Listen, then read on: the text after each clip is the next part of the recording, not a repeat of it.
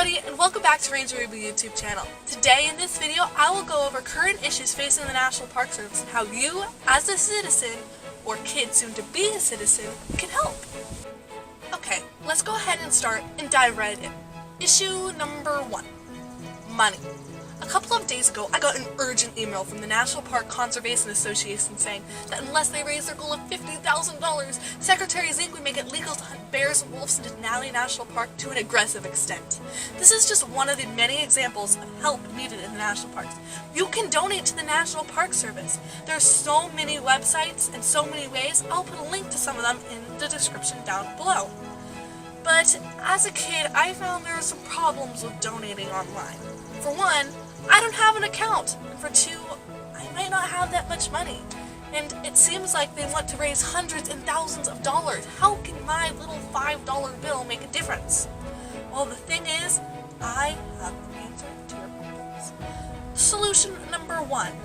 This one is to go to a national park, and I give you 100% guarantee that you will find a place where you can donate, a little place where you can slip in some money.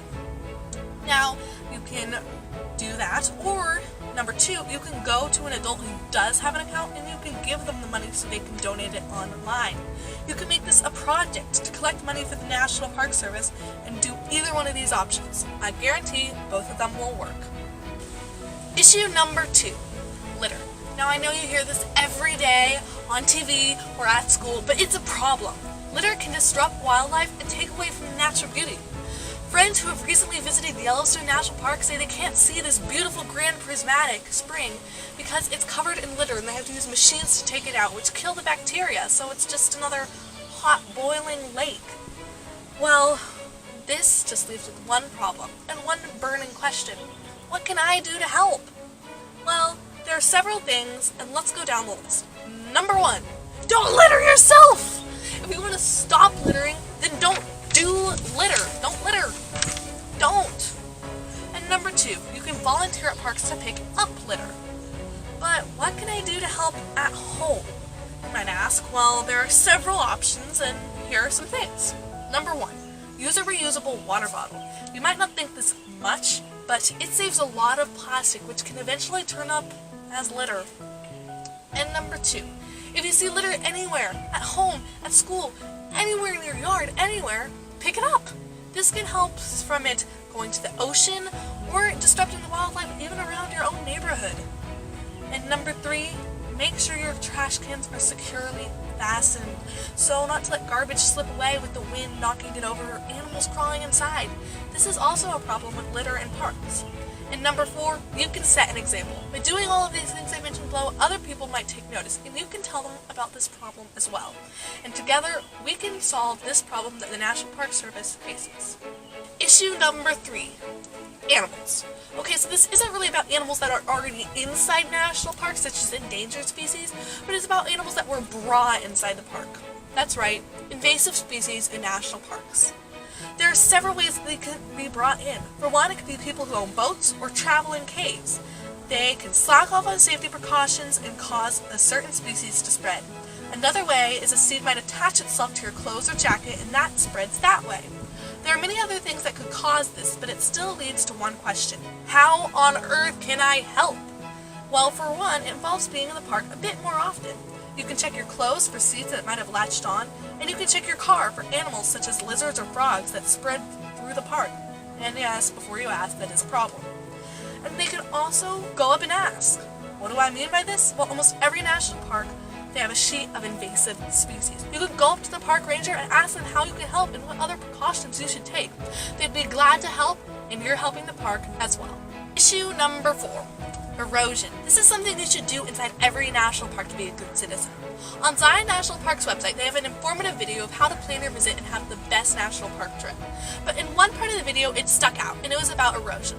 I'll play this clip up next, so it explains things a bit better. So, without sounding like a pint-sized dictator, I'm going to explain to you all why we stick to the trail.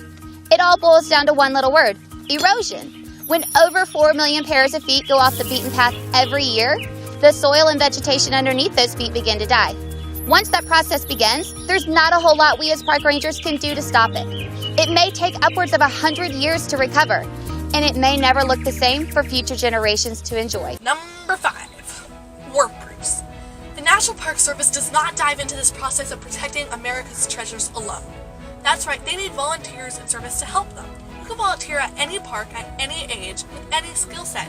Go up to rangers at your local park and ask them how you can help. And before you go, let's watch this 2-minute informational video clip up next.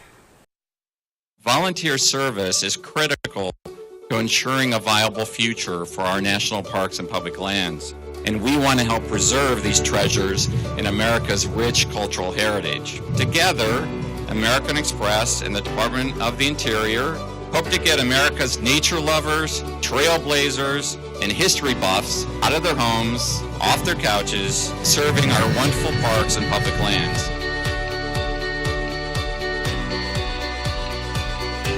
On August 25, 1916, the National Park Service was created by an act of Congress and signed into existence by President Woodrow Wilson. Today, with over 400 parks, trails, and historic sites, the national parks are a stunningly magnificent representation of the vast and diverse American landscape, as well as an exploration of our nation's history. Our parks draw over 285 million visitors each year, generating $13 billion in economic impact to local communities. For the last 100 years, the National Park Service has been charged with preserving our parks, and they do not assume this responsibility alone. Each year, over 250,000 Americans join the National Park Service as volunteers. The National Park Service works hand in hand with communities to engage people of all ages and backgrounds in meaningful and mutually beneficial volunteer opportunities. You guys all know about Jefferson? Volunteers give what they can, when they can, and help to get the work done, day after day, season after season, year after year. Do you want to draw a cherry blossom tree with me? Being a park ranger and a volunteer program manager is extremely rewarding and exciting.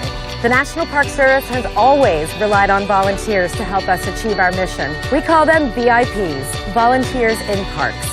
We are thankful to those VIPs who give their time, talents, and skills, because each and every volunteer has an impact on preservation, ensuring that the parks continue to thrive. We invite you to join us in preserving America's most treasured places. And thank you to all of our volunteers, past and present.